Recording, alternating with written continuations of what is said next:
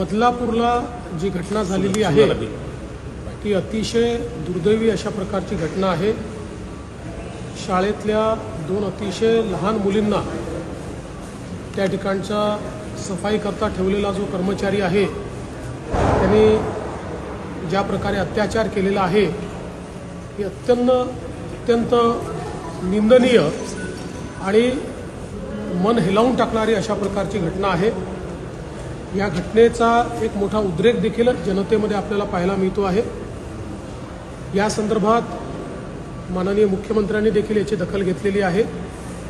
आम्ही तात्काळ या संदर्भात सिनियर IPS ऑफिसर आरती सिंग ज्या IG लेवलचे ऑफिसर आहेत त्यांना नियुक्त केलेला आहे। महिला IPS अधिकाऱ्याच्या अंतर्गत ही चौकशी व्हावी अशा प्रकारची भावना याच्या पाठीशी आहे। त्याचप्रमाणे पोलीस आयुक्तालयाच्या अंतर्गत त्या संदर्भात जी काही कारवाई तातडीने केली पाहिजे ती कारवाई देखील केली जाते आहे। या संदर्भात तात्काळ चार्जशीट दाखल केली जाईल अशा प्रकारचे निर्देश देखील देण्यात आलेले आहेत। फास्ट ट्रॅक कोर्टाची निर्मिती करण्याचा प्रस्ताव देखील हा मागवण्यात आलेला आहे आणि कुठल्याही परिस्थितीमध्ये अशा नराधमांना त्या ठिकाणी तात्काळ शिक्षा व्हावी अशा प्रकारचा प्रयत्न हा राज्य सरकारचा आणि पोलीस विभागाचा असेल। त्या दृष्टीने जी कारवाई करणं आवश्यक आहे त्या सर्व कारवाईची सुरुवात ही अतिशय वेगाने करण्यात आलेली आहे। सर, जो मॉब आलेला आहे तो स्वयंस्फूर्तीनं आलेला आहे का? कारण त्याला नेतृत्व कुणाचंच नाही, ते अचानकपणे येऊन रेल्वे ट्रॅकवर उतरले। बघा, आता हा मॉब जो आलेला आहे हा स्वयंस्फूर्तीने आला किंवा कसा आला याच्यावर कमेंट करणं हे मला योग्य वाटत नाही।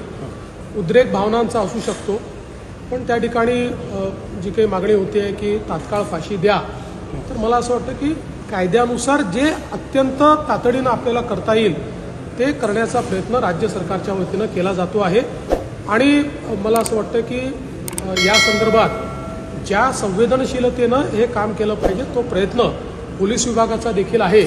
त्यामुळे कुठल्याही प्रकारे दंगा होऊ नये हा मात्र प्रयत्न करणं हे गरजेचं आहे। पण ही घटना 13 ऑगस्टला घडली आणि आता इतका उशीर झालेला आहे या सगळ्यामध्ये कारवाई करायला असं वाटत नाही आहे? कारवाई ती घटना उघडकीस आल्यानंतर तात्काळ झालेली आहे। तथापि त्याच्यामध्ये जाणीवपूर्वक कोणी कुठली दिरंगाई केली आहे का, कोणी लपवून ठेवलं आहे का, या संदर्भातही चौकशी ही जी काही SIT आपण केली आहे ती करेल। किती दिवसांमध्ये ही याही संदर्भात चौकशी करून जर कुठल्याही पद्धतीनं अशा प्रकारे दिरंगाई केली असेल, जाणीवपूर्वक बसवून ठेवलं असेल, जाणीवपूर्वक FIR लॉन्च करायला उशीर केला असेल, असं काही असलं तर त्या अधिकाऱ्यांवर अतिशय कडक कारवाई केली जाईल।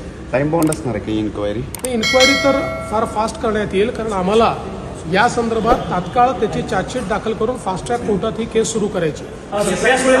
सुप्रिया सुळेंनी तुमच्या राजीनाम्याची मागणी केली। त्यांनी म्हटलं मुख्यमंत्र्यांनी, गृहमंत्री आणि शिक्षण मंत्र्यांचा राजीनामा घेतला पाहिजे। असं आहे की मला एका गोष्टीचं दुर्दैव वाटतं की विरोधी पक्ष अशा गंभीर घटनांमध्येही केवळ राजकीय पोळी भाजण्याचा प्रयत्न करतात। संवेदनाहीन, ज्यांच्या संवेदना बोथट झाल्या आहेत अशा प्रकारचा विरोधी पक्ष आहे असं मला वाटतं।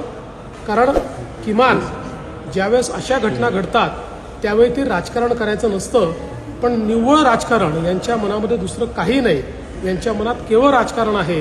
ते राजकारण आता त्यांच्या मनातलं बाहेर येत आहे। उद्धव ठाकरेंनी असं म्हटलंय की तिथे जो शाळेचा एक संचालक मंडळावरचा अधिकारी आहे तो भाजपचा पदाधिकारी आहे, सत्ताधाऱ्यांशी संबंधित आहे। मला असं वाटतं की उद्धव ठाकरे हे खरं म्हणजे राज्याचे माजी मुख्यमंत्री राहिलेले आहेत। त्यांच्यासारख्या व्यक्तींनी इतक्या खालच्या दर्जाला जाऊन राजकारण करणं हे त्यांना शोभत नाही।